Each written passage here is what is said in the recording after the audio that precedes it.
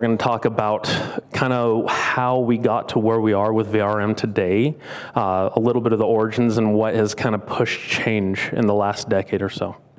We're going to talk about what VRM might look in your organization currently, because there's almost definitely some form, whether it's called VRM or not, that's going to be highly dependent, but there's something going on. Just kind of want to point out what may be going on in your company right now.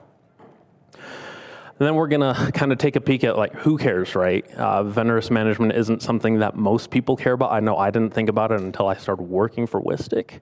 Now I see of course, from an insider's perspective, but I see a lot of value in it in terms of how it plays into overall information security. We're gonna talk about the key core two fundamental pieces of vendor risk management, which is the difference between inherent and residual risk, and how that impacts your organization, how you can use that to, I guess, drive change, drive decision-making. And then we're gonna go over a high level. This is if I had no tools, if I had no way to approach, if I had very limited knowledge of what needed to happen, this is kind of how I would recommend on an unofficial basis how to get started with a VRM program. So a few things to keep in mind. This is me talking. I'm not here inherently as a representative of Wistic. I'm not here to preach the gospel of this is how VRM should be done or must be done. This is simply some of my experiences, some of the discussions that I've had with other people throughout the industry. And please take everything I say with a grain of salt. I'm generally not a speaker in front of people I don't know, so please take that as you will. I'm also hoping to be more descriptive in terms of, hey, this is what has generally worked, but you might find a good variation that works better for your organization, as opposed to, hey, this is right, this is not the gospel of, this is not the way of how VRM is supposed to be done. And as always, if there's anything that you're unsure of, please don't claim me as giving you advice, because I'm definitely not a lawyer. I'm not about that life. Like our last keynote said, great to have lawyers. I'm not one. So if you have questions about how to go about this or if something's kosher or not for your organization, please ask them, not me. You can ask me. Just don't take that as proper advice. So when we're thinking about VRM, right, there's been some form of this in business for a long time. I mean, longer than it's been in its current form for sure. You might also know it by third-party risk management, procurement. I mean, there's all sorts of different ways that you could look at it, and vendor risk management kind of falls into multiple different areas, right? We're essentially wanting to know what is in our company's ecosystem, what's in our environment, what are they doing, how are they doing it, how much, asking those kinds of questions and seeing how that's going to impact then how you operate. In the last decade, right, I mean, a big part of why we're all here is because we want to keep our organization safe. And the trend over recent decades, especially since the internet's been a bigger thing, is that there's a lot more easy access to data and things that we don't generally want people to just have unfettered access to. So when you think of issues of why VRM is important, you think vendor-related breaches, right? This is the favorite, I can't even say buzzword, but this is the, sorry, my ears are weird. It's just not wanting to stay. When we're thinking about how our supply chain, right, this could be our actual physical supply chain, our digital supply chain, and how this impacts our business, we're thinking about how in multiple steps of this process, a vendor, not inherently our organization, can impact how we deliver, the quality of what we deliver, and then the trust that our customers have in us, right? So when you're thinking about the bad guys, the hackers, the folks behind with the hoodies and the masks on behind the computer, some of the bigger names that have happened in recent history are, I'm not sure if I could use the logos, so I kind of pick your generic ones, like your favorite hardware store. This has been a big deal. I'm a recently new homeowner, so I don't love knowing that people can get access to my card information just because I made a payment at, like I said, your favorite hardware store. My wife's favorite store. It looks a little bit like that logo on the right? That was a big issue several years ago. Pretty much every social media outlet has had some sort of incident. A few of them have had many, unfortunately. And then Also, right, because data is money and sometimes money is money also, there's also been lots of incidents, breaches, data leaks with financial institutions, fintech, right? I mean, everything ends up coming down to money, especially when you're on the other side of the keyboard and you're just looking to make a living, whether you're just looking to burn something down, right? That's everything ends up relating to money in some capacity. So how this fits into your organization? Well, chances are your organization exists to make money. I know that there's a lot of government organizations and schools, which I guess technically is a government organization, right? You're still delivering a service, right? There's still some exchange of good, of value, of time and effort in exchange for money at some point, right? And looking at the inside of any given organization, thank you for your patience. At any given point, there's going to be tools, services, contractors, people that are giving services to your organization so you can in turn turn around and give something to your customers, to your buyers. And in my perspective, that makes VRM an issue for everybody in some capacity, right? And a big part of this is an awareness deal, kind of like we heard in one of the keynotes today, right? You can't protect something that you don't know about. You can't protect something if you don't know how to protect it. So having a base level awareness of why VRM is important is essential, I would argue, for everyone in your organization, in your company. Like I mentioned before, businesses exist for the purpose of making money, right? There's other goals that can be with it, right? Driving positive change, improving livelihood, improving quality of life. But in essence, right, no one's gonna really spend all their time, effort, and coordinate the time and effort of other people solely for that, right? There's gotta be some exchange of value. So when you think about it, when you get down to it, vendors are just organizations. They sell goods, services, expertise for money. So if you're thinking Costco, I'd blow way too much money there on unfortunately more than a weekly basis, right? You're going to shop for your groceries, that's a vendor. Everything is a vendor is the blanket term. I like to stay away from blanket always nevers, but hey, that just kind of fits in this case. If you sell software, Wistic is software. Many of your companies also, I know, are software. You're a vendor, you're a software vendor. If you fix toilets, you pull piping or cables for electrical work, you're also a vendor, right? You're selling your service and sometimes the goods. If you're an underwater basket weaving teacher, I thought this was a really cool thing, except I'm not good at staying underwater and I'm a terrible weaver. You are still a vendor because you're selling expertise. Same thing if you're a consultant, right? It could be anything from corporate strategy to checkers strategy. This is a fun one. I was playing checkers with my daughter and she said, "Oh, I want to learn to be better." Like, well, let's try and work that into the presentation. I know it didn't really land that well, but hey, we'll get over it. So everyone is a vendor, right? And everyone is a vendor because they want to make money. And how that ties in is pretty much directly related to how your organization operates. And how we manage that and how that impacts your organization is really what comes down to who is responsible and who's accountable, which are generally different things, for managing vendor risk in your organization. So everything comes down to risk in this case, right? We cannot operate without having some level of risk. There's a risk to getting out of bed in the morning. I got out of bed this morning and I tripped. That was embarrassing, but I mean, it kind of illustrates the point, right? Just by being alive, there's risk. Same thing with driving, same thing with going to your favorite restaurant. There's risks associated, and depending on how you think about it, if you're really paranoid like me, you're thinking about risk all the time, even if it's not in a professional capacity. So what we think about as information security professionals from a vendor risk perspective is, how is this particular service provider, this particular vendor, going to impact my organization, my ability to deliver whatever I'm selling, and being able to properly control that, maintain that, without causing disruption to that service, right? There's that kind of vibe in our industry where where the security team are the people that you go to when you want to hear no. I make that joke, even though I say yes a lot to stuff, but I mean, it seems to be pretty common. If you say no, and there's no explanation why, then there's a lot of distrust that ends up coming from there. And I would argue that our goal is kind of the opposite. Our goal as information security professionals is to properly manage the risks associated with delivering our value as professionals so that our overall company can do what they do, make money, so we can all get paid and put food on the table. When we're thinking about risk, right, this is high level.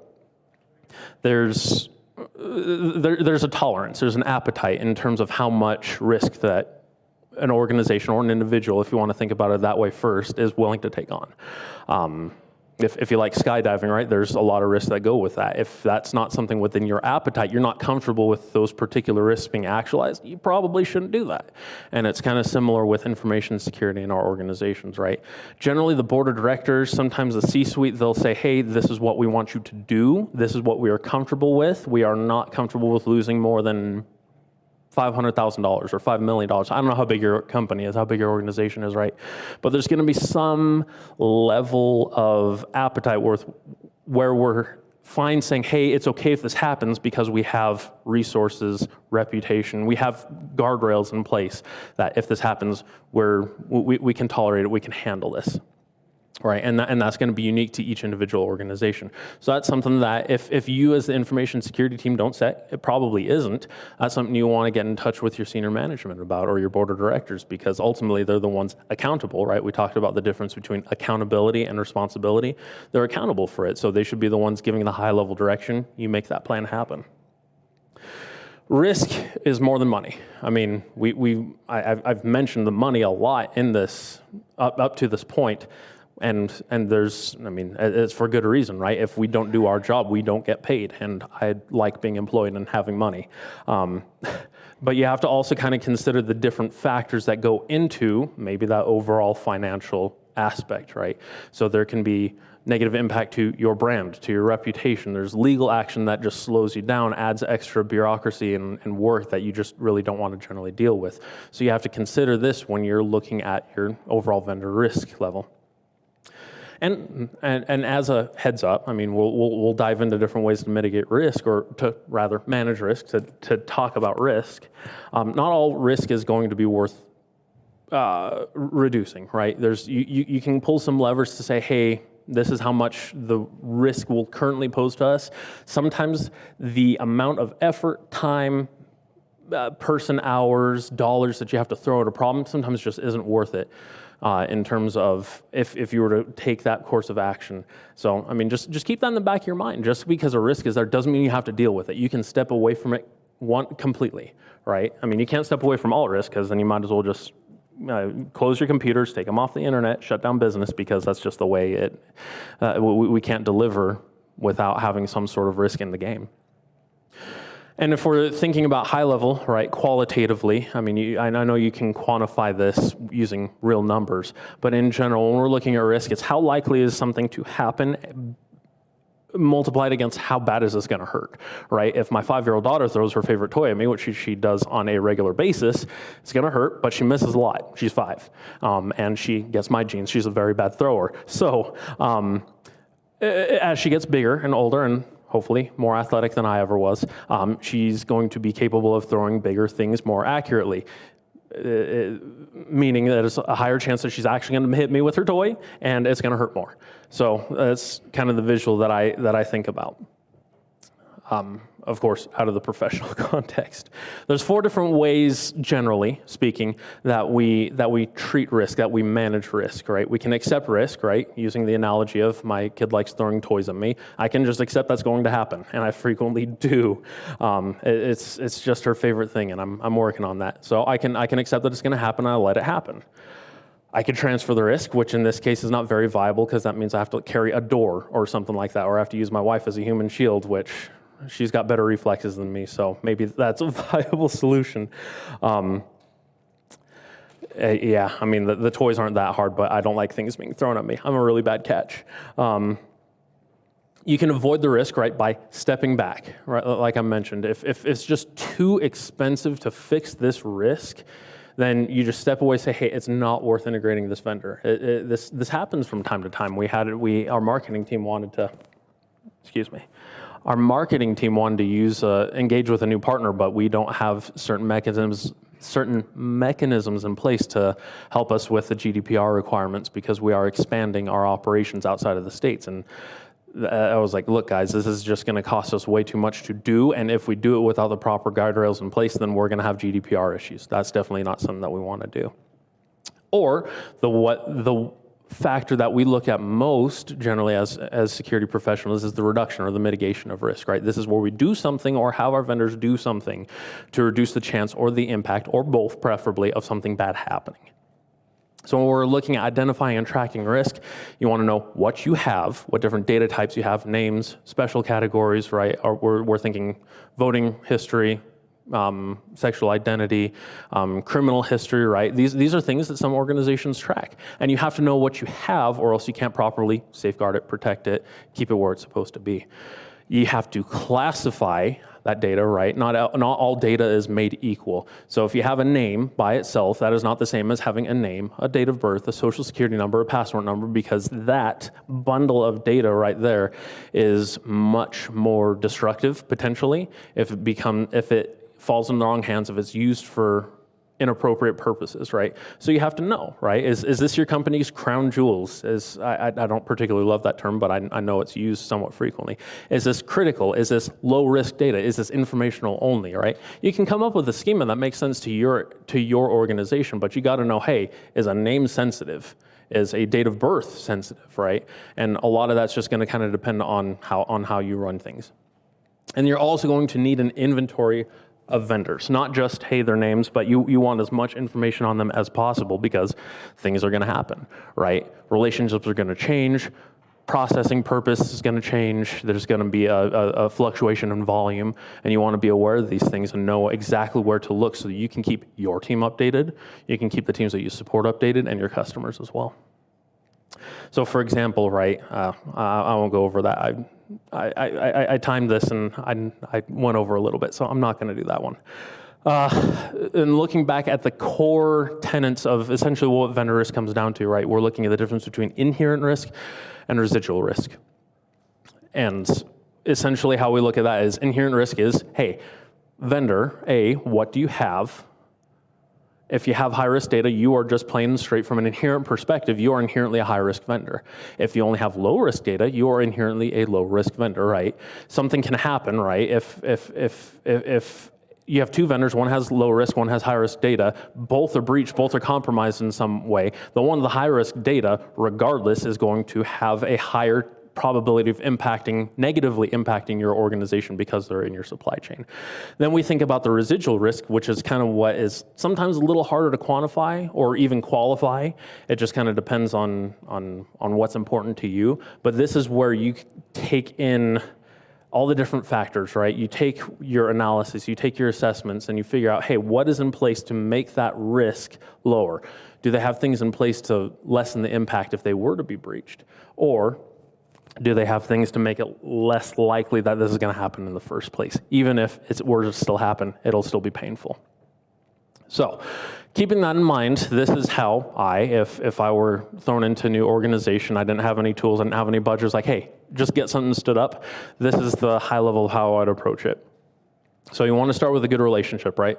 And this is with not only your team, although you definitely want to have that because like I mentioned, everyone in your organization is going to use tools, has some interaction with vendors. You need to have that good relationship or else people are going to start going around you. They're going to engage in what sometimes I don't think it's used as often. They're going to engage in what's called shadow IT where, hey, this application isn't approved, but it makes my life easier, so I'm going to do it. You also want to have a good relationship with your vendors, right? They're the ones that from a partner's perspective, right? Someone can be giving you a service, but if you're pursuing a true partnership to make that relationship effective, you want to have a good person-to-person relationship with that. You all want a catalog, right? This is just kind of part of the information security basics, right? You want to have a good asset inventory, a good catalog, or a way to track who has what and how much, what's it used for, et cetera. You just have to know these things because if one of my core vendors is breached and 10 of my other vendors use that vendor, I don't know what's there, that becomes an issue because now I got a bunch of customer data that's floating out there, being potentially abused, and I don't know what to tell my customers. That's not a situation that we want to be in. So having catalog, having an inventory of who has what and for what purpose is going to be critical. You want to go through an assessment, an analysis. I mean, the word you want to use is its own thing, right? But you pretty much want to check and confirm that your vendors have something in place, right? That could be through questionnaires, that could be through other independent studies or assessments, but we'll kind of touch on that. But you need to have something. You need to have something more than, hey, my gut says that they're cool. I've seen that happen before.